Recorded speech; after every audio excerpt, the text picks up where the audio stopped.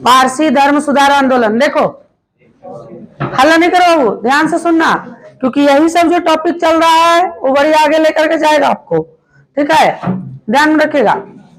पारसी धर्म सुधार आंदोलन आप पढ़े, हिंदू धर्म सुधार आंदोलन, सती प्रथा का अंत, ये सब सारा कुछ आप पढ़ लिए। उसके बाद आप जानते हैं पारसी धर्म सुधार आंदोलन के बारे में। देखिए पारसी धर्म सुधार आंदोलन में कोई ज्यादा विशेष बुराई इनमें थी नहीं, ठीक है। आपको मालूम है कि पारसी लोग माइग्रेट करके आए थे कहां से? ईरान से। ईरान से देखो आपको एक चीज बताते हैं, ठीक है, अब इसको समझिएगा थोड़ा, एक चीज बताते हैं आपको। देखिए कहा जाता है कि ईरान पारसियों का देश था, इसीलिए ईरान का पूरा नाम फारस है, फारस, फारस के नाम पर फारस, ठीक है। इसीलिए आप उसको गल्फ ऑफ पर्सिया कहते हैं, नहीं फारस की खाड़ी कहते हैं, जो ईरान से सटा हुआ जो पानी वाला इलाका है, गल्फ ऑफ पर्सिया। अब देखो ध्यान से सुनना, कहा जाता है कि इन लोगों ने शरणार्थी के तौर पर मुसलमानों को जगह दी कि आइए हमारे यहाँ रहिए। पारसी लोग बड़ा ज्यादा अच्छा व्यक्ति होता है, इन्होंने देश से देखिए कभी कुछ लिया नहीं, जहां तक देश को हमेशा दिया है, ठीक है। पारसियों में अगर हम नाम बताएं आपको तो सबसे पहले तो नाम आपका मैडम भिकाजी कामा का आता है। आप जानते हैं मैडम भिकाजी कामा के बारे में, विदेशे में रही लेकिन बेचारी जो काम कर दी, आज भी जाना जाता है कि विदेश में झंडा फहराने वाली पहली महिला कौन थी? मैडम भिकाजी कामा, जर्मनी के स्टुटगार्ट में। बताए हैं कि नहीं बताए हैं, ठीक है। दूसरा आप जानते हैं रतन टाटा के बारे में, अभी हाल में उनका जन्मदिन था, रतन टाटा, सोच लीजिए रतन टाटा के बारे में आप जानबे करते हैं कि वो आदमी दुनिया का सबसे अमीर आदमी हो सकता था। कब? जब वो उतना दान पुण्य नहीं करते थे। अब अपने 75% सैलरी नहीं, अपना 75% का कमाई जो है वो दान में दे देते हैं। कई एम्स बनवाए उन्होंने, असम में ही तो एम्स बनवाया था अभी, सोच लीजिए। रतन टाटा का आप जानबे करते हैं। दादा भाई नौरोजी के बारे में जानबे करते हैं आप कि उन्होंने क्या किया है भारत के लिए। कभी भी पारसियों ने भारत को, सबसे ज्यादा माइनॉरिटी यही लोग है, कभी भी उन लोग को चिचियाते नहीं देखिएगा कि हमारी मांगे पूरी करो, हमारी मांगे पूरी करो। कभी पारसियों का आंदोलन देखें आप? नहीं देखिएगा। उन लोग अपने में वेल सेटल्ड है, कोई दिक्कत का बात नहीं है, उन लोगों को नहीं चाहिए आपका ग्रुप डी का नौकरी। समझ में आया बात? ध्यान में रखिएगा पारसियों के बारे में। लेकिन पारसियों में देखिए सब कुछ ठीक था, एक चीज थी पारसियों में, और वो थी नारी अशिक्षा। कौन सा? नारी अशिक्षा। अब इन्हीं सभी बुराइयों को दूर करने के लिए पारसियों के बारे में हम आपको बताए हैं कि नहीं? बलबन के समय में बताए होंगे पारसियों के बारे में। अपने आप को ईरान के अफरासियाब का वंशज बताता था। तो पारसियों के प्रसिद्ध त्योहार जो न्यू ईयर होता है, नवरोज की शुरुआत उसने कर दी थी, ठीक। पहला पारसियों का प्रसिद्ध ग्रंथ जेंद अवेस्ता होता है, और पारसियों के प्रमुख देवता अग्नि होते हैं। बताए कि नहीं बताए हैं? इसके अलावा पारसियों के बारे में आपको बताएंगे कि ये मरणोपरांत अपने शरीर को न गाड़ते हैं और न ही जलाते हैं, बल्कि क्या करते हैं? खुले स्थान पर छोड़ देते हैं, ताकि इनका विचार होता है कि मरने के बाद भी हमारा शरीर किसी जीव जंतु के काम आ जाए और वो अपनी क्षुधा को मिटा पाए।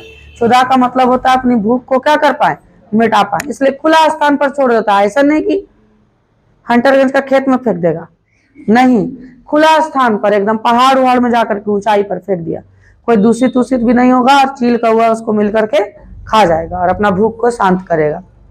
समझिए, इस प्रकार के पारसियों में रिलीजन्स है। आप जानिए मुसलमानों को शरण दिया था इन्होंने, सोच लीजिए। और आप जानते हैं कि इन लोग एकदम गड़गड़ा करके जनसंख्या बढ़ाता है, लिमिटे नहीं है। कहने का अर्थ है, अच्छा समझिएगा, संख्या बढ़ते गया बढ़ते गया बढ़ते गया बढ़ते गया। ईरान में मेजोरिटी में आ गए मुसलमान और माइनॉरिटी में कौन आ गए? और ये इस्लाम में रहा है कि जहां ये मेजोरिटी में रहेंगे, ठीक है, चाहे तो अपना सत्ता चलाएंगे, नहीं तो देश को ही अलग कर देंगे, या तो फिर माइनॉरिटी को भगा देगा। फॉर एग्जाम्पल बंगाल और पंजाब वाले इलाके में मुसलमान अधिक था, देश बटा कि नहीं बटा? बटा कि नहीं बटा? समझिए, ईरान से पारसियों को भगा दिया। तभी रतन टाटा को कभी आप सुनते होंगे भाषण देते हुए, रतन टाटा को आप सुनिए कभी, वो हमेशा बोलेंगे, है ना, कि मैं भारत के लिए इतना करता हूं, क्योंकि जब मेरे बाप दादाओं को हमारे जमीन से भगाया जा रहा था, तब भारत ने हाथ फैला करके और हमारा स्वागत किया था। तो मैं क्यों ना भारत को अपना सर्वस्व दे दूं, सब कुछ। समझ में आया? रतन टाटा को कभी भाषण देते हुए सुनिएगा। तब भारत ने शरण दिया था पारसियों को, और पारसी सबसे ज्यादा कम है जनसंख्या में हमारे यहाँ, लेकिन बढ़िया बढ़िया पोस्ट पर, सोच लो, बढ़िया बढ़िया पोस्ट पर, रतन टाटा का नाम, दादा भाई नौरोजी का नाम, तो ये पारसियों का था।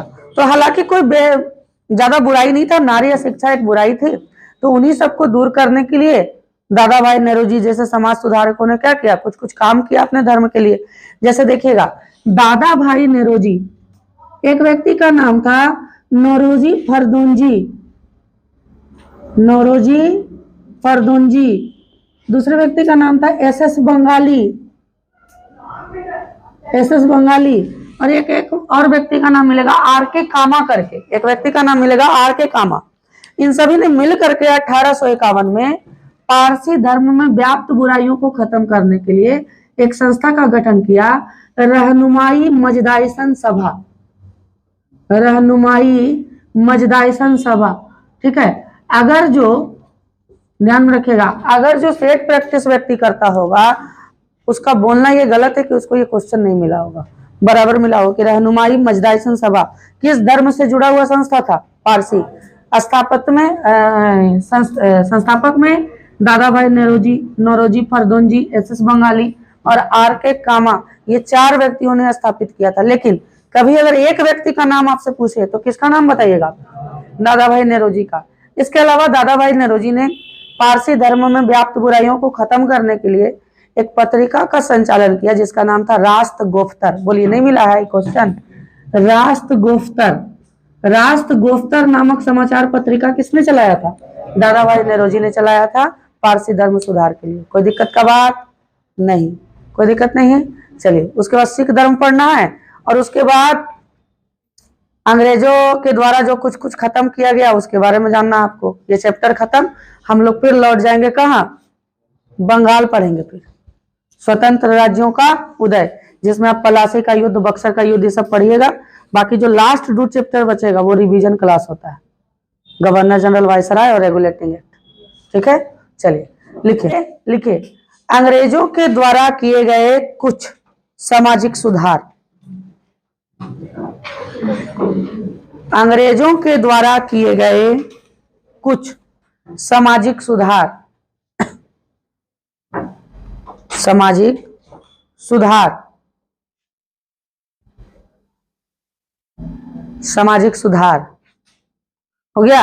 अब देखो, जो जो बता रहे हैं कुछ तो हम पहले भी बताए होंगे आपको और कुछ अभी जानिएगा, आप ध्यान में रखिएगा। देखो, सबसे पहले आप जानते हैं कि 1829 के 17वें अधिनियम के तहत सती प्रथा को प्रतिबंधित किया गया था। किसने किया था, बोलिए, लॉर्ड विलियम बेंटिक ने। किसके प्रयासों से, बोलो, राजा राम मोहन राय के प्रयासों से। बोलिए, कोई दिक्कत का बात नहीं। दूसरा प्रश्न सुनिए, दूसरा प्रश्न, 1856 के 15वें अधिनियम के तहत विधवा पुनर्विवाह एक्ट लागू हो गया। किसने किया, किसके प्रयासों से, ईश्वर चंद्र विद्यासागर के प्रयासों से। अब देखिए, जो नहीं बताए हो सुनिए, ठीक है। दास प्रथा का अंत, ठीक है, एक तो आप अकबर के बारे में जानते हो तो इतिहास की बात है। दास प्रथा का अंत लॉर्ड एलन बैरो ने किया था। ठीक है, किसने किया था, लॉर्ड एलन बैरो ने किया था पहला। ठीक है, शिशु हत्या पर प्रतिबंध, मतलब शिशु बोले कन्या हत्या पर प्रतिबंध लॉर्ड हार्डिंग द्वितीय ने किया था। किसने किया था, लॉर्ड हार्डिंग द्वितीय ने।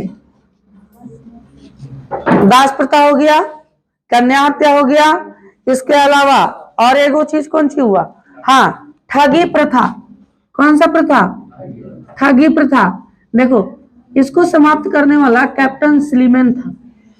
कौन था, कैप्टन स्लीमैन था, याद रखिएगा। आपसे पूछेगा प्रश्न में कि ठगी प्रथा का अंत करने वाला कौन था, तो कैप्टन स्लीमैन। कैप्टन स्लीमैन के प्रयासों से ही ठगी प्रथा का क्या हो गया था, अंत हो गया था। ध्यान में रखिएगा इस बात को। अब देखो, आप जानते ही हैं कि सब तो डायरेक्ट पूछा ही जाता है, बाकी सती प्रथा, विधवा पुनर्विवाह, ये सब हम बता चुके हैं आपको, कोई दिक्कत का बात नहीं। अब देखिए, थोड़ा सा ध्यान से सुनिए। सबसे बड़ा सामाजिक बुराई भारतीयों में उस समय व्याप्त था, चाहे हिंदू हो या मुसलमान हो या कोई हो, बाल विवाह। बाल विवाह भी वैसा विवाह नहीं, बाल विवाह का मतलब कौन चीज, आज अगर लड़की 17 साल के है और लड़का अगर 20 साल का है तो उसको भी विवाह कीजिएगा तो वो कहला जाएगा बाल विवाह। ठीक है। लेकिन जनरली ऐसा तो होबे करता है, ठीक है। हम बहुत ज्यादा देखे हैं। पिंटू के शादी, जो पिंटू है उसी का शादी 11th में हो गया था। 11th में कितना उम्र का होगा,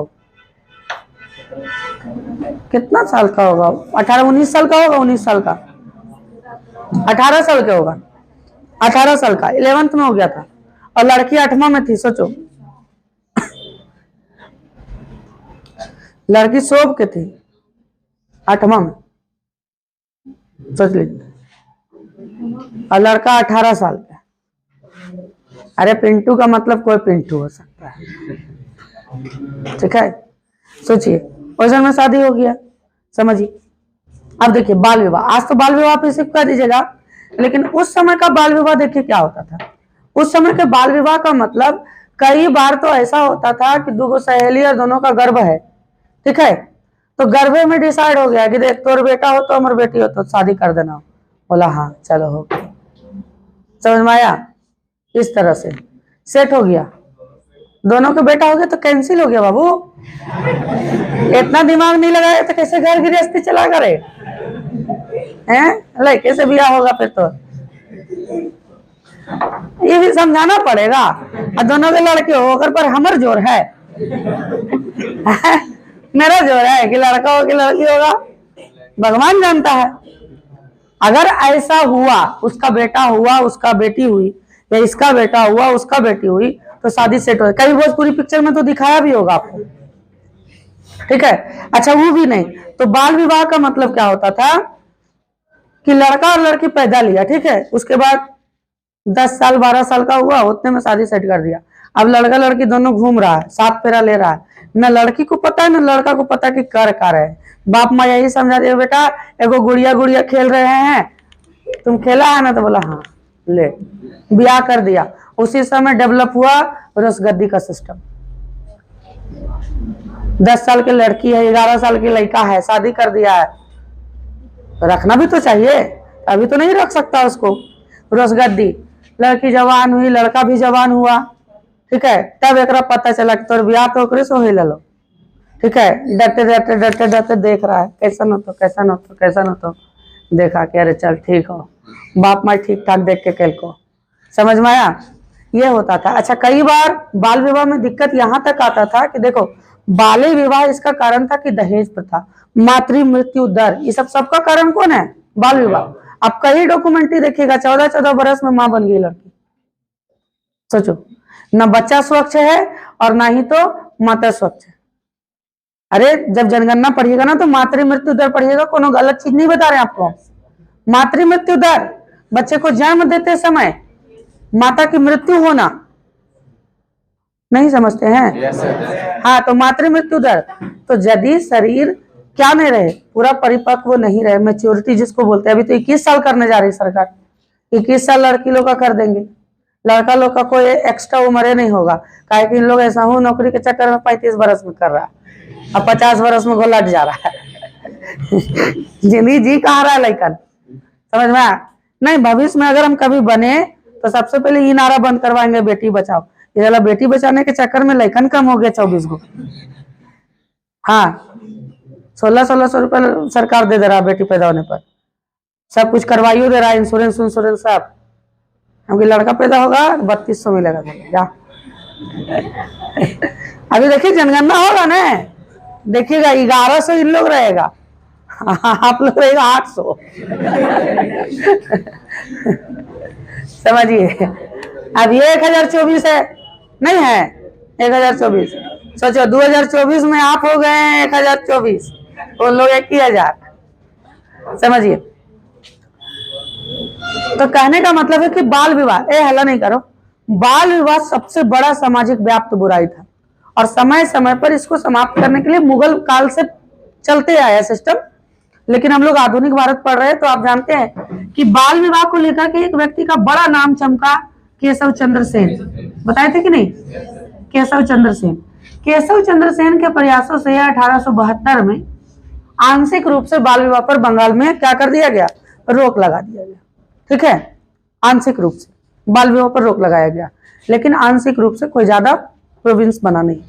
एक व्यक्ति आए, नाम था बीएम मालाबारी, बीएम मालाबारी, केरल के थे। इन्होंने पहली बार एज ऑफ कंसेंट बिल लाया। कौन सा बिल? Age of consent bill. पूछेगा आपसे, यही सब क्वेश्चन तो दिक्कत करता है आपको। Age of consent bill, age of consent bill आपसे पूछेगा कि किस चीज से संबंधित था, तो बाल विवाह से संबंधित ये बिल है, एज ऑफ कंसेंट बिल। ठीक है। अब इन्हीं बिल के आलोक में, केशव चंद्र सेन के प्रयासों के आलोक में नींद खुला 1929 में किसका? ब्रिटिश गवर्नमेंट का। और ब्रिटिश गवर्नमेंट ने एक एक्ट लाया जो कई बार आपसे प्रश्न में पूछता है, और उस एक्ट का नाम था शारदा एक्ट। शारदा एक्ट। ठीक है। अब देखिए, एक बार हमसे गलती हुआ क्या कि शारदा एक्ट हम पढ़े हुए नहीं थे इसको, और देने गए, पूछा एलडीसी का एग्जाम में शारदा एक्ट किस चीज से संबंधित है।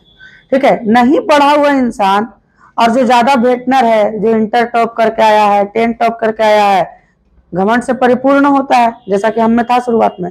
समझ में? हाँ, कोई भी चीज छुपाने का चीज नहीं है, इसीलिए आप बचिए। ठीक है। अभी आपको बहुत पढ़ना बाकी है। ठीक है। इसलिए घमंड कभी नहीं, ध्यान में रखिएगा। ठीक है। तो हमको लगा कि हमरा से ज्यादा तेज कौन बैठे है पूरा एग्जाम हॉल में? कोई है थोड़ी। समझ में आया? तो शारदा एक्ट, आप ही से अगर हम पूछे कि शारदा एक्ट किस चीज से संबंधित है और नहीं बताए होंगे कभी हम, तो आप सीधा बोलिएगा देखिए भैया शारदा मतलब सरस्वती कोई चीज से होगा कि बच्चा लोग को शिक्षा दीजिए, प्राथमिक शिक्षा दीजिए, ये दीजिए, वो दीजिए, लन फन।